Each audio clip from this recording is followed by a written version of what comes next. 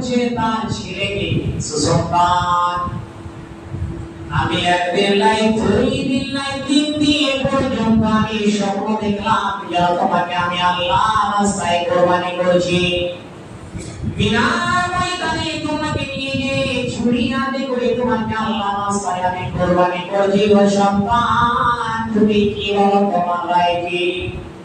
তুমি কি চাও? সঙ্গে সঙ্গে ইসমাঈল আলাইহিস সালাম বলছেন যদি আল্লাহর ফয়সালা সেটি আপনি তাড়াতাড়ি করে ফেলেন, আমার কোনো দুঃখ নাই, কোনো বাধা নাই।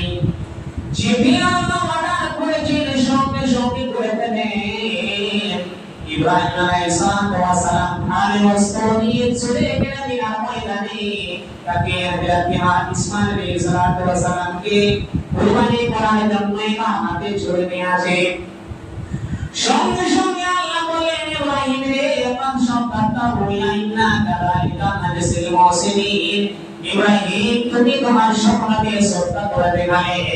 ওরে ইব্রাহিম, না না কুরবানি করতে হবে না।